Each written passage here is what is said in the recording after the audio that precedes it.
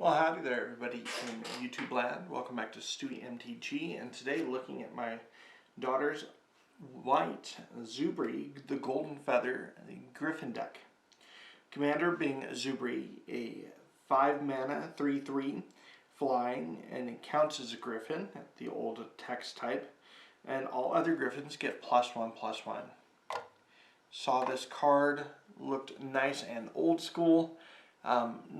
Not a very wide tribe, kind of janky, but you know what, that's okay.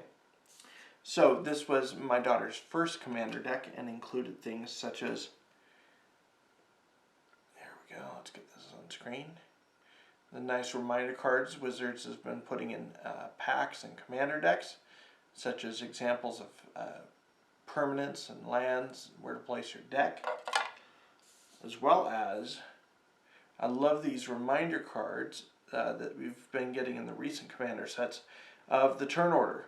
So if they forget, they don't have to keep asking. They can just look at this at the side of their playmat. With that, I think let's go ahead and jump into ramp.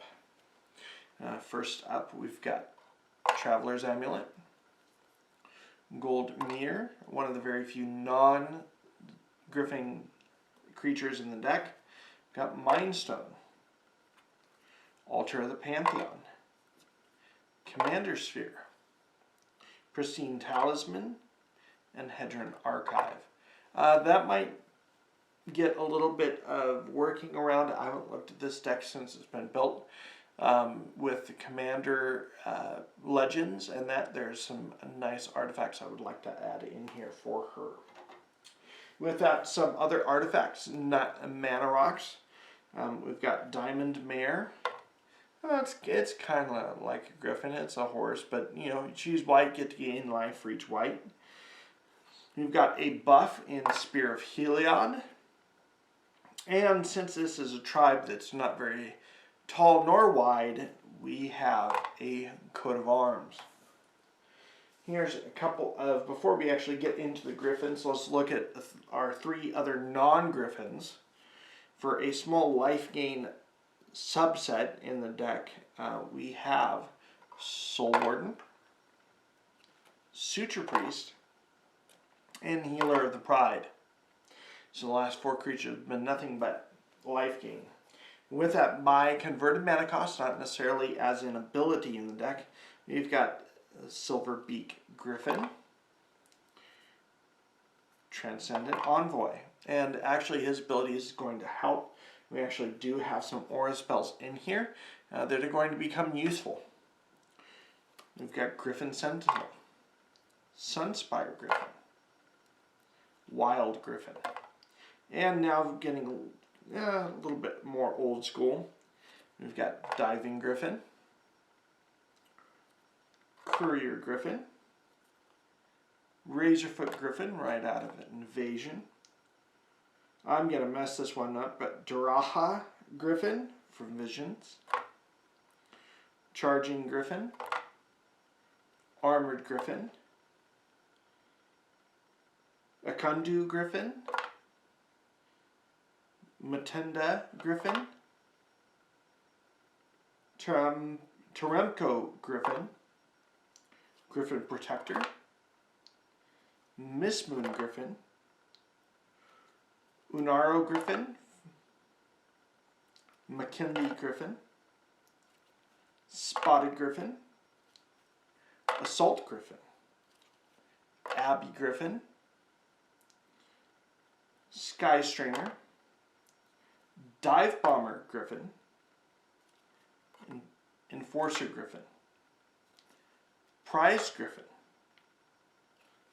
Silverclaw Griffin, Griffin Dreamfinder, Prize Griffin, Peregrine Griffin, that one fell on the floor, Decorated Griffin, and Harrier Griffin. Did you guys think that there were that many Griffins throughout Magic's history? I was rather surprised too when looking on Scryfall and EDA Track and finding, oh my goodness, there are a bunch of Griffins that I totally forgot about. With that, let's actually look at some of the enchantments. As I was talking about earlier, some of the Griffins care about enchantments.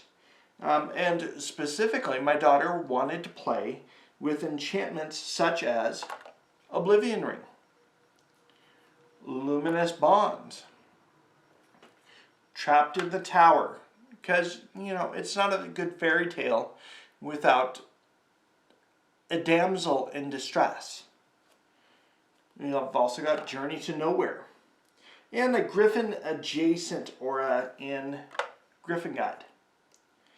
To boost our Griffins, especially in power and toughness, we've got Path of Bravery, Dictate of Heliod, and to really boost them up, we've got ourselves a Cathars Crusade.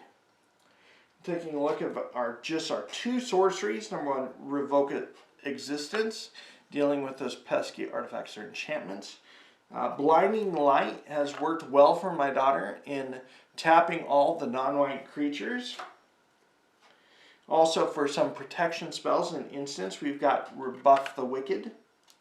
Brave the Elements works great since all of our, this is a mono white deck. Glimpse of the Sun God to tap down their team. Condemn. Dawn Charm. And I think my daughter takes after me a little bit, you know, the obligatory Congregate with the Pretty Angels.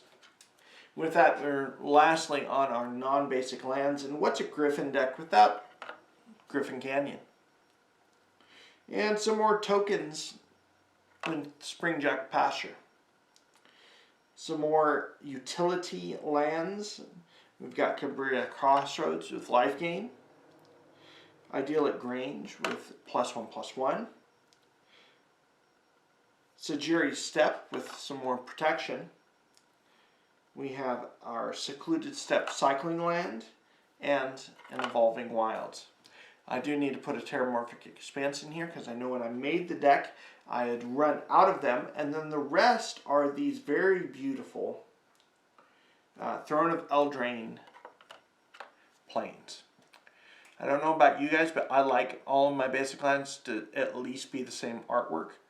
Or if they're not the same artwork, to have them be foil. But that's just a me thing. And this has been my daughter's Griffin deck. And this is just a fun, old school, let's just play a tribe that's kind of janky to have fun. My daughter really likes playing this against my White Angel deck and other decks, or even her Kraken deck, which, by the way, will be coming up eventually. With that, this has been Stewie MTG. Stay tuned on our quest for the 32 as we continue looking at many of my Commander decks. See y'all later.